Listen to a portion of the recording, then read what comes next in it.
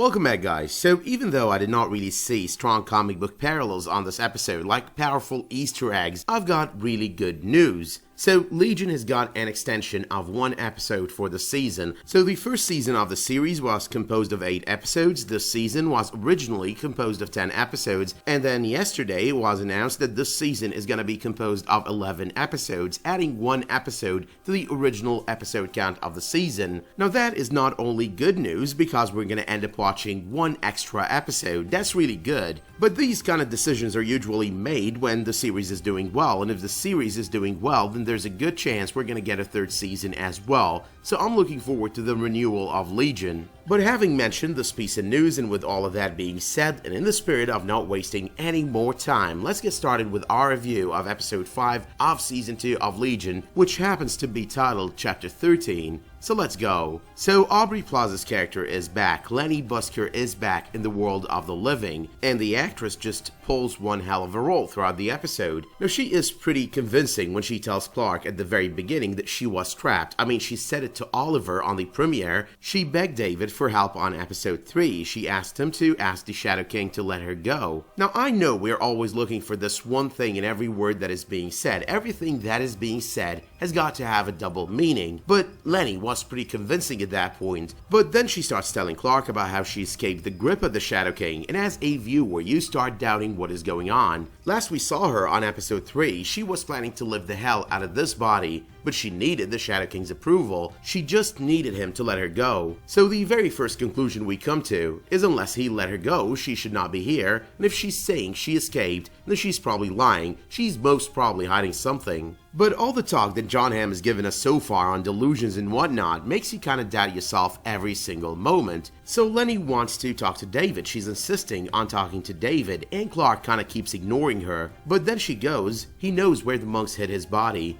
Farouk, the desert that used to be a valley. Now right then and there you start thinking, okay, I'm confused again. Is Lenny trying to help them? I mean, she's giving them information that would help them against the Shadow King. So you're starting to sympathize once again, like okay, Lenny is being a good person, a cooperative person. She's trying to help these guys fight the Shadow King. But then you start wondering, maybe she's doing this in order to prove that she's cooperative, even though she isn't really, and even though she's actually working with none other than the Shadow King. But number 2 though, let's ignore the events of the episode and start talking about those first 3 words we hear on this episode, apparently on Legion. So we're used to previously on this and previously on that, but then over here, it's apparently on Legion. Kind of feeds into the whole rhetoric that a lot of that is all about delusion. A lot of this is not really all that real. Now this does not really factor all that much into the events of the episode, but nonetheless, it is important to consider here how careful these writers are.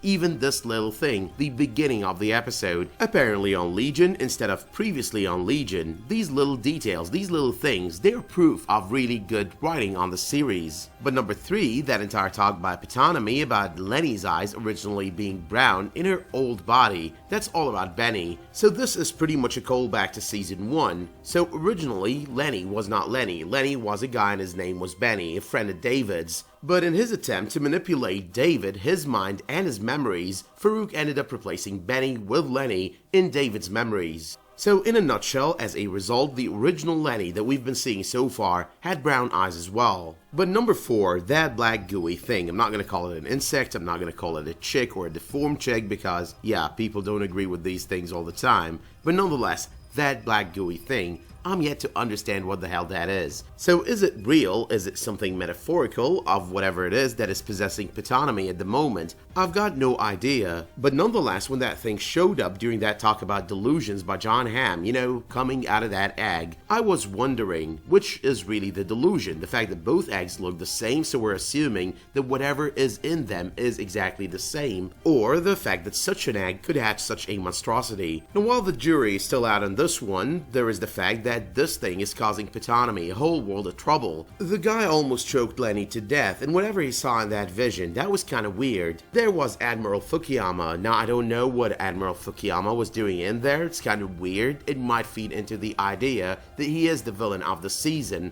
But once again, Legion was never that straightforward, so some of these things might just be meant to lead us in the wrong direction. Number 5, we do get a reveal on who Lenny really is. Now, we do know who Lenny really is, don't get me wrong, but what I mean is, how did she get this body? Now, during that attack on Division 3 a few episodes ago, both Lenny and Oliver stole something out of there. On this episode, Oliver and the Shadow King go back to retrieve that item. The item is basically a device that they end up using on none other than Amy Haller. Now, somehow, that device is more about implanting DNA, changing features, all of that good stuff, and when they use it on Amy Haller's body, they pretty much kill her and replace her with Lenny. Or, since there was never really a Lenny, someone who looks like Lenny right out of David's imagination. Now, I do love how they slowly led us into that realization. David slowly seeing her memories, David being scared by her memories, David realizing that this is probably his sister. I did love as well the whole dynamic. We're seeing Ben, we're seeing Amy, and we're not really thinking that this is to come, but then moments later, all of it just goes down so quickly, and we've got Amy dead and replaced by Lenny. That was really good. I do love the suspenseful build-up provided by Legion in these kind of situations. Number 6, I think we do have an answer as to why David ends up killing the Shadow King a week from the events of episode 2. Now, you do remember his meeting with Future Sid on episode 2 and her telling him that you do kill him a week from now. So what I'm thinking over here is this is exactly why. Him killing Amy on this episode is gonna get David all crazy. He's gonna want to seek revenge and he's gonna want to kill the Shadow King.